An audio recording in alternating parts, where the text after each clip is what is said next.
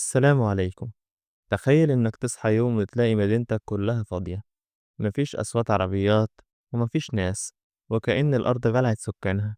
في الفيديو ده أنا هاخدك لرحلة عبر 5 حضارات عظيمة، كل واحدة فيهم كانت في قمة عصرها وفجأة اختفوا كأنهم دخان. هل السبب كان كوارث طبيعية أو حروب أو حتى أمراض ولا حاجة أبعد بكتير عن فهمنا؟ يلا نبدأ الرحلة. أول حضارة معانا هي حضارة وادي السند، الحضارة اللي سبقت عصرها.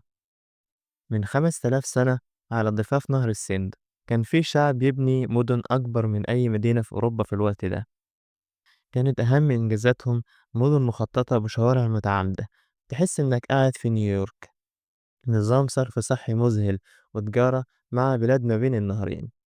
كانت حضارة متقدمة جدا لدرجة إن بعض المدن الحديثة ما عندهاش نظام صرف صحي زيهم. لكن كل ده اختفى في لحظة. حوالي سنة 1900 قبل الميلاد المدن هجرت فجأة. مفيش آثار حروب، مفيش مقابر جماعية، فقط مدن صامتة مغطاة بالرمال. في بعض العلماء قالوا إن ده ممكن يكون بسبب جفاف شديد، بسبب تغير في مجرى نهر السند، أو فيضانات ضخمة دمرت المحاصيل، أو حتى وباء قضى على السكان اللي هناك. لكن لو كانوا متقدمين كده، ليه ما قدروش ينقذوا نفسهم؟ وأهم سؤال، ليه لحد دلوقتي لغتهم محدش قدر يفكها؟ والحضارة التانية معانا هما الميسينيون، أمراء الذهب والنار.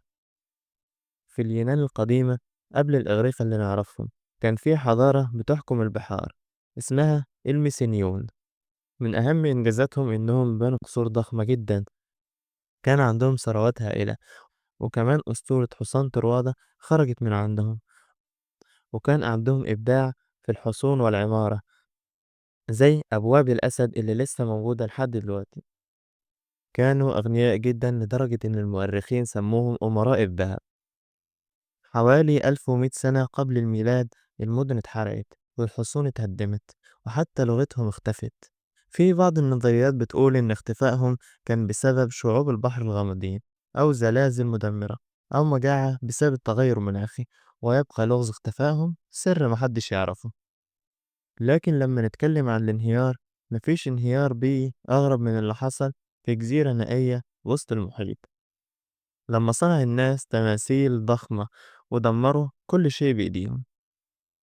وبكده ندخل على الحضارة التالتة معانا، وهي جزيرة إستر، لعنة التماثيل العملاقة.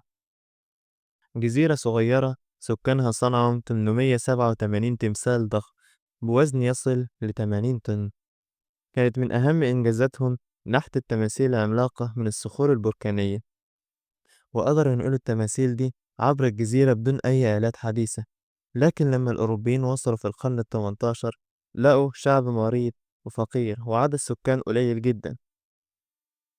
علماء البيئة بيقولوا السكان قطعوا كل الأشجار لصنع التماثيل، والتربة انهارت والزراعة اختفت، وبالتالي المجاعة انتشرت. الناس بدأوا ياكلوا بعضهم. لكن في ناس بيقولوا إن القصة أكبر من كده، وإن في حضارة أكبر في أمريكا الوسطى واجهت نفس المصير. وبكده ندخل على الحضارة الرابعة، وهي حضارة المايا، أو زي ما بيسموهم أسياد الفلك.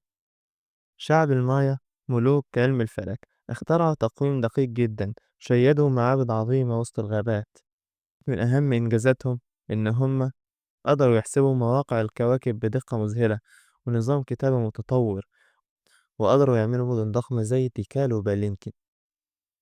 حوالي سنة 900 قبل الميلاد المراكز الكبرى هدرت فجأة، الغابات التهمت كل شيء.